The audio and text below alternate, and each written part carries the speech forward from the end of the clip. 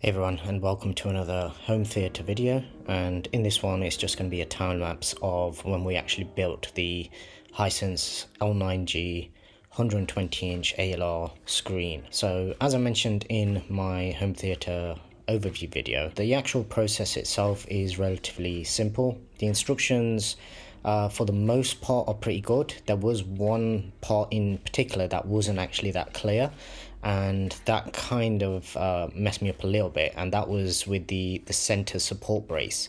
The 120-inch screen, there aren't many videos of it on YouTube. Mostly people have the 100-inch screen, and that is slightly different because, as you can see right now, the pieces that I'm joining, the top and the bottom, these come as two separate pieces, whereas on the 100-inch, that's all one piece. Now, the part that they don't really make very clear is the center support brace, the one that actually goes in the middle of the screen at the back. And as you can see, I'm joining all of the corners at this stage, and we actually tighten it all down. But what you're meant to do is obviously put that center support brace in before you've actually tightened everything down. In terms of building the corners, it comes with two separate sort of L pieces, right angled L pieces, and they mean that as long as they have little ball bearing pins that you kind of push through a hole on each corner, and as long as you've got everything in position, that already kind of holds it square.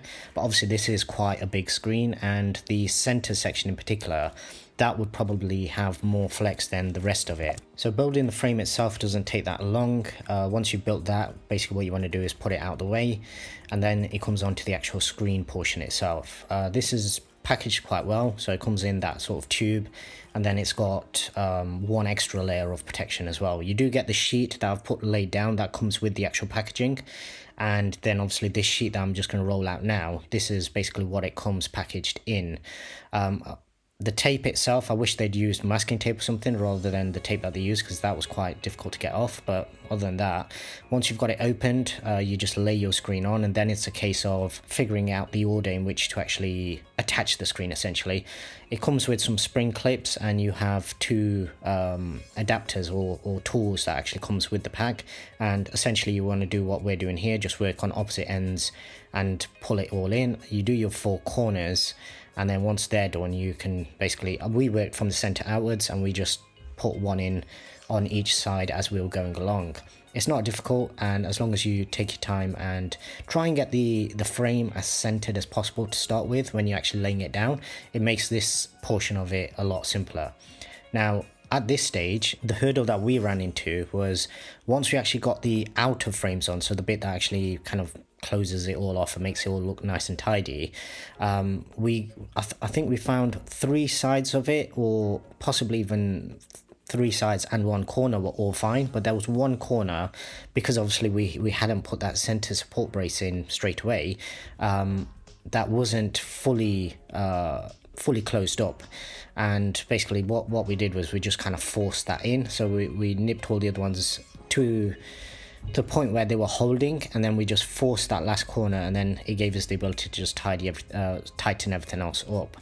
It's not difficult. All of this can be done with basic tools. All of this, I think you only need a screwdriver and the tools that they actually gave you in the pack. There's nothing else that you need at this point. Later on, once we actually come to attaching the wall brackets and drilling the wall, obviously for that you're going to need a drill. We needed a impact driver just to make sure that we actually got the fixings in and level as best as possible for the adapters. That's partly due to the walls in our property, because they're not the best, so you have to be very, very accurate when you're actually drilling, otherwise the wall just kind of crumbles away. So at this stage it was just a case of tidying everything up, tightening everything, making sure everything's done to the same sort of torque, if you like, just by hand. Don't use a drill or anything on any of these portions. You want to do all this by hand, because essentially what's tightening is it's just going through a bigger hole into a smaller threaded hole, and that's basically what holds it. So as you can see, what it recommends is once you've built it, you stand it up just to get the screen to actually flex a little and pull into position. And for me now, it was a case of getting the LEDs on. Now I did probably, as I mentioned in that other video, I probably mounted these LEDs wrong, because I actually had them pointing straight back, and I didn't realize how close to the wall these actually end up. Ideally, probably what you want to do is have these wrapped around the edges completely, and that would probably give you more projection. However, what that does also do is it kind of creates a frame around the screen, and it's more shining on the ceiling and the walls opposite as opposed to directly back. So the way I've mounted it isn't bad. I'd say for the look I wanted is probably how you want to do it. Now at this stage I was actually trying to use some right angle connectors rather than having the normal loop in the LEDs. However, every single one I tried, every time I cut the LEDs, it just stopped working. So I had to revert back to the old method of just taking it and then looping the LEDs. So on each corner there is a little loop, and then it's basically attached back down. It's not a big problem because if anything it just gives you a little bit better light emission on those corners. But I did buy all the sort of packs and the tools and all the adapters to try and get this done with those right angle connectors, but they just won't work with these particular LEDs. I did periodically keep testing to make sure that the LEDs were still working. It shouldn't really be a problem with this sort of install, but if you do anything where you've got a lot of twists or a lot of kinks, sometimes you can damage one of the colors, and that basically makes it stop working. We did use 2 full sets of 5-meter LEDs, and it overlapped, I think, just a tiny bit on the top, so that wasn't too much of a problem. And I kept the connectors portion right at the bottom. When you're building this screen, by the way, you do have to make sure there's a little label. As we're looking at it, it's in the top left of the screen, but when you're looking at the back of the screen, it's basically on the bottom right, and you have to make sure that's at the bottom. That's to ensure that the screen is actually the right way up. Essentially, when you're looking at the screen will appear almost like a whitish grey when you're looking up at it, and when you're looking down at it, it will look black or a dark grey. So that's essentially telling you that you've got the screen the right way around. This final bit was just tidying up all the plugs to make sure that once we've put everything up and we've got the screen up, we've not got any issues with regards to the wires coming loose and then pulling the LEDs. As you can see, the screen itself didn't take too long, and the LED portion and just getting all that set up was probably one of the lengthiest processes. The screen itself, as you can see, is absolutely massive, and yeah, I couldn't be more pleased with how it actually fits in the room. At this stage, it was kind of time to work out how and where we're mounting it. The actual installation pack does come with a template. However, because my wall isn't straight, I knew straight away that I couldn't really use that template. So what I did was I just worked out the measurements manually. So I measured the actual cupboard that the projector is going to sit on, and then I think it was something like 221 centimeters above that, 2,200 millimeters above that.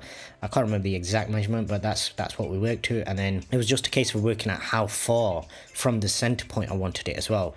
The further out you put it, in theory it's more stable, but it also limits how much movement you get as well if you have it too far on the edges. And I wanted it so then, if need be, we can take this higher or lower.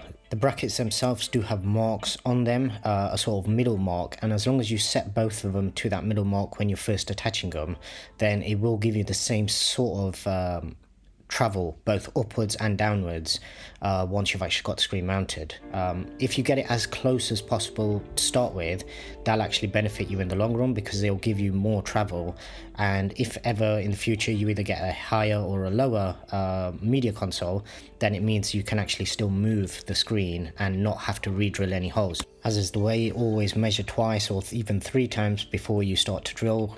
It's not something that you want to make a mistake with. If you have stud walls, then this is a lot simpler because it's a lot easier for you to work out where your stud walls are. With mine obviously being solid brick construction, it means that any mistakes, you're going to end up having to move your brackets sideways, and obviously that's not what you want when you've already worked out from your center point.